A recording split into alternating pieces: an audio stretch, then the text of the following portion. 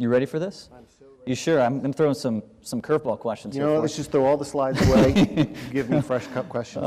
So first and foremost, who took that picture? You know, it's, who took that picture? Well, it's about 5 years old. Those of you who get a little bit closer will recognize that right away. He had of all the presentations we did, I think he had probably the best still shot image.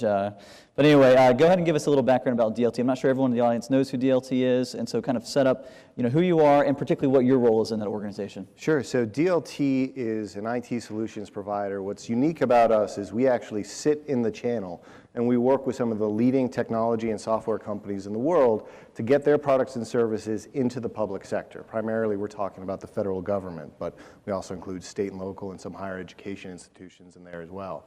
So our role is we eliminate the barriers to entry. We knock down the obstacles that prevent those companies from getting their products and services into the public sector, and we help the public sector to acquire those through easier procurement. In my role, Director of Marketing Operations, is I help manage the underlying infrastructure and tools that enable our sales and marketing teams to achieve that mission. And roughly your team, how big's your team? Today the total marketing department is 12 people. We're looking to nearly double that here in the next several months. So we're looking to get to about 20 to 22 is our vision for a fully staffed team. That's great. That's great. And what is it that, and I'm going to show the slide because it's pretty intimidating. So this is what the marketplace looks like for you, which is really crowded, a lot of stuff going on, very complex. What is it, this is a hard question, what is it that makes you guys unique in this crowded marketplace? Well, I think one of the things that it probably distinguishes us is you see us in that middle column right there, the reseller. Again, we're taking people, the manufacturers, what they're doing. We're getting all the way to the end, acquisition. We have relationships with distribution vendors. We have relationships with integration vendors. We also sit on a number of contract vehicles. That means that if you are looking to acquire if you're in the government, you're looking to make an acquisition, typically you do that on a contract vehicle. We sit on a broad spectrum of them, but then we also surround the services that we sell with additional value-added services, whether that's a software program center that gives you a full inventory of the number of people that are purchasing an Oracle access, or engineering services to help, onshore services to help manage or integrate the tool that you may have purchased. Excellent, excellent. And so this is kind of the context, the scenario. What was the challenge that you started with before in terms of the customer experience? And what were you seeing in terms of, the data, how they were behaving, that kind of thing? Yeah, I think there's two kind of compelling events that are going on at the same time. DLT Solutions is over 25 years old, and at a certain point, we were no longer reflecting the cutting edge of the industry. You're working with leading brands, you're working with leading software and technology providers. We didn't look like that. We weren't reflecting that on our website. We were a little bit stodgy and a little bit stale. Engagement on the website had gone down, page sessions and session durations had gone down. And there was a compelling event. We were acquired by private equity, and so we were undergoing a brand transition. So we had this kind of moment in time to say, we're going to reposition ourselves, we're going to enhance our brand, we're going to deliver ourselves a little bit differently to the marketplace. We need to take this time to invest back into our website and turn it into a vehicle that actually creates value and draws value out of the market. That's great. And you had a vision for what the website could become. It was something you and I talked on the phone about. You had mentioned that kind of the original version was kind of more like a snapshot in time, but you wanted to do something different with the website. Why don't you explain that to the audience? Sure. I think it was built around a time, and we took what the market looked like at that time, and then time moved on. And so the website stayed where it was. That, Yeah. Websites, they don't like to move. That's right. But we wanted to make something that was a little bit more dynamic, and as opposed to being a snapshot or an image of what something looked like at a time and place, we wanted to become reflective.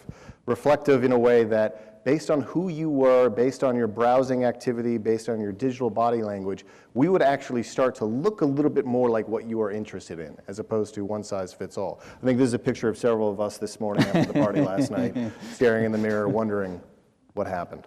Yeah, I mean, what if we caught a vision like that for our own websites? Our websites would, be more reflective of the customer in action and moment. I think it's an awesome idea, an awesome concept. You started to tackle that and try to make that shift through some content hubs, some account-based content hubs. you explain that a little bit for the audience? Sure. So one of the things that we invested in as part of investing in the overall corporate website, we also invested in tools and resources to help deliver specialized content hubs around specific products and solutions tailored for specific sectors of the market that we worked with. So that if you were somebody who we thought was interested in an Oracle product, for example, and were coming from a federal DoD IP address or email domain or returning to us from one of those campaigns targeted towards that sector, the content that you were going to be seen, you're going to be shown, was going to be reflective of that. It was curated around those areas of interest and those solutions. And we actually put you into this content hub so that you stayed in that store. Once you're in that store, you stayed there and integrated with that content so that we owned that conversation with you, but we were delivering something of value at the same time. Yeah, and you had something you called interest-based content. Explain that. So, we had a couple different areas that we looked at. We work with, something like 30 plus different manufacturers who have solutions and products that cover the spectrum of levels of interest or problems or pain points. What we looked at was your browsing history, your page visits, the campaigns you interacted with, the events you kind of came to, and we began to build a persona around what are your levels of interest. And then we created these very dynamic, flexible content hubs that had all of that information behind the scenes, but only brought forward, based on your visit, the content that seemed to best fit. Now, you could navigate to all other areas of the content as well if we got that wrong, but our first effort was to give you our best bet at what we thought your level of interest was going to be around. What was the difference between the interest-based content that your website was serving up and, say, the account-based content that your site was, giving to the visitors? Well, so in terms of account-based, we would target very specifically into certain agencies that are part of our top of our pipeline. When we're talking about like the Air Force, for example, we want our website to look like an Air Force solution, something that's specific to them. We work across all sorts of different sectors, so anybody at any given time visiting the website could be a chancellor at a public institution or could be a colonel in the Air Force. We want that visit at that time to look like what you are in the marketplace relative to that. So that's more of the account-based side. That's good. Now, I bet many in the audience are, well, let me ask you this.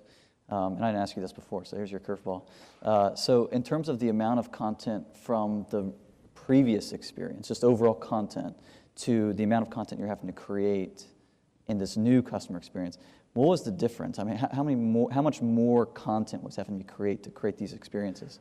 I mean, that was part of the beauty of it, is we have such great relationships with these vendors, these manufacturers. They have a vested interest in us being good at our jobs, because the better we are at our jobs, the more money we make for them.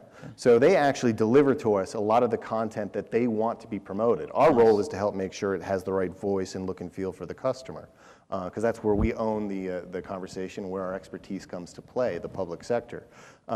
We didn't actually have to create a whole lot. The difference was, and this was part of the challenge of the older website, was that we all have the advantage of, everybody in this room has written an email or piece of copy or an ad campaign that they've handed to somebody else to edit or mark up or give feedback on, and you've been embarrassed when they've said, "What are you talking about? I don't understand. This message isn't resonating. I think you've missed the mark." We're all guilty of that of some example, but when we developed the website, the original website, the older version of it, and we're looking at it, and we're having a hard time finding the content that matches what we're looking for, and we have the advantage of having been the original creators, if it's not working for us, there's no way it works for the end customer. Yeah. The difference is we took all of that content and we mapped it to the different buyer personas or the profile that we knew about the people visiting the website, leveraged some personalization tools, and now we're bringing that content back out of the shadows to the forefront and getting a better insight into what works, what doesn't, and where our gaps are in our content strategy. And so I think this may be a bit of an encouraging point. It wasn't necessarily that you had to go out and just create a bunch of new content. It was more about just using it and leveraging it more intelligently. That's right. That's huge. So one of the things that we want to do, and it's a few slides, we wanted to kind of walk you through, if you were the customer, the experience that you would have, going through this. If you came to the site from like an ad to the page to the entire process, and a couple of the experiences. We want to just kind of guide them through that. Sure. So I think the experience you're seeing on the screen here leverages one of our account-based marketing tactics. During the month of September is when the United States federal government has their federal fiscal year end, the use it or lose it period, and they do not like to lose it, so they will use it. So our objective was to be front and center on those places where they're browsing, looking for information, but also thinking about, I have expiring budget dollars and limited amount of time left to spend them. So using the account-based targeting strategy, we would promote the ads, bringing them into the website. The website would actually change dynamically based on your profile. So here, one of the headline messages is, your federal fiscal year end made easy. Our underlying value proposition is IT procurement made easy. We leverage that as part of the messaging for the campaign. And that would pull them into the website where they could immediately speak to an expert, request a quote. If they were already in the pipeline and we knew that based on their contact information within our database, we'd actually present them with a card that had their sales rep information that's already aligned to them so they could get to that person right away. What kind of things would change based on some sort of data that let you know that this was a different prospect type? What kind of things would change about the site to create that custom flow? The hero image at the top of the screen would change based on your profile. So here we have an example of something that's the exact same website, except we know that you're a member of the Air Force coming to our website, either because you're an active contact in our database or our IP address library is mapped to an Air Force domain. So we knew that about you, and the promoted content in the carousel is also featuring imagery and content that's specific to the Air Force. Likely, some sort of weapon acquisition project. That's good. And so you can see clearly what they're doing here is they're creating a very custom experience based on where they're coming in from. What about the CTAs? How did you adjust those to match the customer set? Yeah, so it depends on where, if we know where you are in our pipeline and what type of product you're looking for, solution you're in the pipeline for, we're going to suggest getting you in touch with the expert on our staff that's most of a match for your area of need. So here you see a couple calls of action where we have business application specialists standing by ready to assist you to understand more about the solutions we can provide. That's based on your browsing activity. That'll get promoted. On the other side of the screen, we see our cybersecurity specialists, where we have subject matter experts on staff. Based on where you are in the pipeline, based on your browsing history, we can probably make an intelligent guess that you're looking for a solution that's a cybersecurity space. Let's eliminate the obstacle to getting you in front of the right sales rep and have them be front and center by allowing you to click and speak to an expert. That's good. And so once they click this, the personalized experience kept on going. That's right. Kept on going. So walk us through that.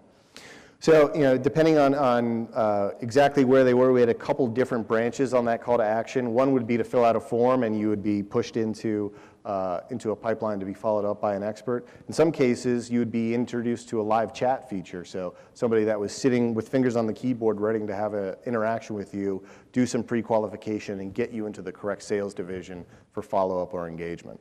That's good.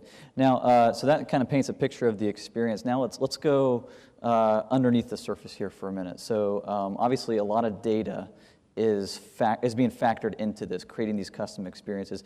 Can you walk us through the role that data played in all this, and what kind of data that you guys used, and how you decided to use it, that kind of stuff? Yeah, I mean, without doing first a deep analysis and coming to Jesus moment with our own data about what was true and what was not true, we wouldn't have been capable of doing the right message at the right time. So we did a lot of regression and tracking of just our database itself in terms of what was the mix in terms of new contacts being added, contacts being updated or refreshed, contacts going stale, what was the average tenure, how often did we have to refresh the database? And then we began mapping that against the different key sectors that we cared about in terms of net new contacts being added into those sectors. So we knew what our available addressable market was in terms of prioritizing our ad spend, prioritizing our content creation or curation, and also prioritization of different nurture programs. And then we mapped folks into different tiers in terms of how much information we knew about you. If all we knew about you was your email address, it's better than nothing, but if all we knew about you was email address, we called you unprofiled. We didn't really know enough about you to do a good job. But as we add more fields of information, we get you to complete. And part of the goal of actually using the website to clean our data so that as people continue to visit the website, they would actually give us a little bit more information. We move them from the left side to the right side on that spectrum. That's great. That's great. What was the biggest challenge that you faced in doing this across the board? I think the biggest challenge, we had some leg ups on this. We were going through a rebranding exercise. Yep. We were being acquired, so we had an investment of capital to help improve our marketing services. The biggest challenge was getting our arms around all the data and making some choices and placing some bets. And I think the first step we took was understanding where we were. It's like, I think there was a little bit resistance to actually getting into the data and just being honest about how good or how bad or incomplete it was. It's like the bill that shows up that you don't want to open. Like, I already know the bad news. Don't make me actually open it. But once you open it and you address it, it becomes manageable and you have a game plan. That's great. That's great. In terms of the impact of these changes, have you been able to see anything in terms of the numbers and the results that would indicate that this is actually working with the customer's responding positively to this? Yeah, a few things. One, average page session went up significantly. Number of page visits went up significantly after we did a better job of promoting the right content upon first visit. But we also saw that conversions went up 42%. Now, our website is not really a point of sale transaction. It's about getting you into the right solution area for a longer engagement. That being said, some people come to the website because they're looking for a quote because they want to close business today, especially during that fiscal year end. Every single time somebody did that, every one of those website conversions on average was worth $50,000. Wow. After this, that conversion rate went up 42%. It was real money in the bank. Wow, that's excellent. That's excellent. So let's just say that you kind of take yourself back to the beginning, and it seems a little bit complicated. So if someone in the audience is wanting to start something like this, get their website, with the microsites and the custom flows, where would you tell them to start? Where would you encourage them to kind of start first? Yeah, first things first is you got to know where you stand. You got to benchmark your data. You have to understand the profiles, the number of contacts you have in your database, mapping them to different sectors, different domains, companies, having an honest audit or account of what those people are and how quickly or how slowly you're growing that database and how fastly it's churning out from beneath you, because contacts go bad over time, just like anything else. So understanding where that is first. Do you remember anything that was kind of surprising to you when you guys were going through the benchmarking process? Yeah, I think one of the key challenges that we found was that in the public sector, things churn a little bit slower, but on average, an email address went invalid every 33 months, which means that if we stopped working on improving our database and stopped adding contacts, we would have 0 people to email to in under 3 years. That's encouraging. Yeah. So it's encouraging because then you can go to the bosses and be like, here's what will happen if we don't act right now. Great. I love the honesty of that, though. Like getting honest. Don't get out of that delusion of, oh, we're all great. Look at the data and actually benchmark it. That's good. What would you do next? You can't do it alone. Internally or externally, you have to identify the right partners to help make you successful. Sales buy-in is critical. You don't have a campaign unless sales knows what to do with it at the end of the day. And having them be on the front end invested in marching into the same door with you arm in arm and saying this is how we're going to go forward, that will help speed up and add velocity to your success. And then for us, it was not having the internal expertise on that personalization. Yep. So we found an external partner, Triblio, who actually is an expert in this area and helped us do that for our website and for those content hubs. Good. What else? Starting small. You can't get to the last step unless you take the first step. And it's so easy to get discouraged when you look at all of the things that you could be doing and you don't know where to start. And the trick is, where do you start? And the answer is you just start. You pick one thing. You pick one thing, and you're going to make progress against that, whether it's benchmarking your data or if it's just doing some sort of tracking against what your average page duration is. Once you know that, then you have information that you can react to, and then you're started. The next step becomes a little bit more self-evident. That's great. Last one? Test. You're not a marketer unless you're testing. So A/B test, ABC test, 1, 2, 3 test. I don't know any other numbers or letters off the top of my head, but test, because the second you think you have it right, that's when you should know that you've done something wrong. We can go alpha, beta, gamma. We could. That's right. Yeah, that's right. So this is an awesome case study. I just commend you for just using the data to really create a personalized, better experience for the customer. And I'm glad, it's awesome how it even shows up in the results. So well done. Well done. We wanted to save some time at the end for some questions. I know there was a lot we were going over in this. We got a little deep in some of the data stuff. So we have a mic running around. If you have a question, just raise your hand, and we'll do that. And if you have, and if you raise your hand and the mic isn't on, you keep your hand up. So we'll get the mic to you. We'll go over there first. And I think we have a time for a few questions, if you like. So. Hi, Tom. I think you mentioned Triblio? Triblio, yeah. Did you use anyone else in the tech stack for doing the identification? I know, like Demandbase and... Yeah, so we're actually in conversations with other partners as well to help augment our existing stack, but our underlying platform is Eloqua, which is what we're using to help automate and manage the contacts within the database and do the profiling. We couple that with a proprietary CRM that is purpose-built for our market, and then bolted on Triblio, using that integration with Eloqua to make sure that content that's related to the segments that we built up with our marketing pipeline and our nurturing tracks is driving what the content will be on the website as well. That's good. That's good. Yep, over here. If you want to have some more questions, feel free to raise your hand. I have a quick question. About a couple slides ago, you showed the banner ad that was going to the custom. It looked like it was going to the home page, where I then had to click to go to a landing page, and I'm wondering why you chose that path as opposed to just skipping that step and going straight to a landing page. I think that specific step may have been that you may have been an unknown contact in that you were matched based on an IP address, but we didn't know your name or your email address. And so I think the first call to action would be to bring them to the home page, and then based on their browsing history, what solution area they were looking for, that's when we would promote a tile that would bring them into the right sales division for follow-up. Good. Well, guys, Tom will be here at the end if you have any other questions you want to ask him. But just, join me in just thanking him for this great case study. Thank you so much, man.